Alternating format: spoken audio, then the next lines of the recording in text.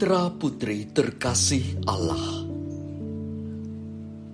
Inilah Injil suci menurut Matius. Ketika Yohanes membaptis di Sungai Yordan, datanglah Yesus dari Galilea ke sana untuk dibaptis olehnya. Tetapi Yohanes mencegah dia, katanya, "Akulah yang mesti dibaptis olehmu. Masakan engkau yang datang kepadaku?" Lalu Yesus menjawab kepadanya, katanya, "Biarlah hal itu terjadi, karena demikianlah sepatutnya kita menggenapkan seluruh kehendak Allah." Dan Yohanes pun menurutinya. Sesudah dibaptis, Yesus segera keluar dari air, dan pada waktu itu juga langit terbuka, dan ia melihat Roh Allah seperti burung merpati turun ke atasnya. Lalu terdengarlah suara dari surga yang mengatakan, "Inilah anakku yang kukasihi, kepadanyalah aku berkenan." Demikianlah sabda Tuhan. Hari ini adalah pesta pembaptisan Tuhan. Penginjil Matius mengungkapkan bahwa Yohanes Pembaptis sudah mengenal Yesus. Maka datanglah Yesus dari Galilea ke Yordan kepada Yohanes untuk dibaptis olehnya.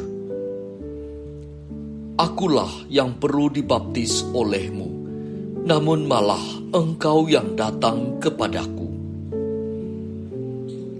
Pembaptisan Yesus tetap terjadi oleh Yohanes agar tergenapilah seluruh kehendak Allah.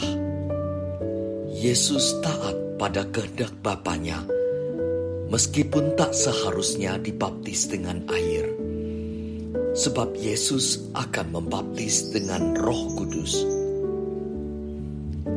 Pesta pembaptisan Yesus menandakan awal dari pelayanan dan pewartaan Yesus di depan publik.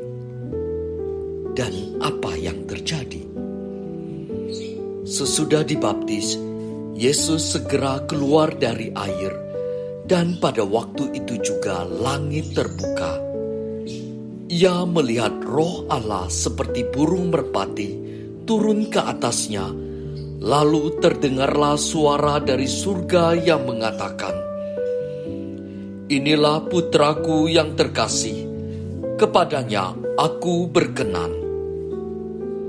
Itulah suara dari atas, suara Allah sendiri, suara yang memberikan kesaksian atas peristiwa pembaptisan Yesus di Sungai Yordan. Suara itu mestinya bergema di dalam batin tatkala air tercurah pada dahi saat kita dibaptis. Maka, pesta pembaptisan Yesus ini seharusnya mengingatkan penerimaan sakramen baptis yang kita terima. Pertama, kita diangkat menjadi anak-anak Allah. Inilah martabat baru nan luhur. Kedua, dosa asal dan dosa pribadi ditebus. Ketiga, sakramen baptis adalah pintu masuk untuk menerima sakramen-sakramen lainnya. Keempat, kita dibawa kepada kehidupan kekal, bersatu kembali dengan Sang Pencipta. Limpahan kekayaan rohani sakramen baptis ini hanya bisa kita jaga dan rawat kalau kita meyakininya dan tekun menjalani hidup doa, berpuasa, dan amal kasih. Jika tidak, semua akan menguap dan lenyap. Kepada mereka yang tersentuh dan membuahi benih sabda, "Inilah putra-putriku yang terkasih, kepadanya aku berkenan." biasanya akan menjadi aktivis gerejawi dan masyarakat yang tahan banting dan tak kenal lelah. Entah diangkat menjadi dewan harian, ketua lingkungan, prodiakon, lektor, mistinar, ketua rukun tetangga, dan lain-lain. Mengapa? Sebab suara itu datang dari surga, suara yang takkan kembali ke atas. Suara itu telah menghasilkan buah kehidupan yang berlimpah. Allah Bapa, Yesus dibaptis di Sungai Yordan oleh Yohanes Pembaptis. Kami pun dibaptis dalam nama Allah Tritunggal Maha Kudus, Allah Bapa, Allah Putra, dan Allah Roh Kudus.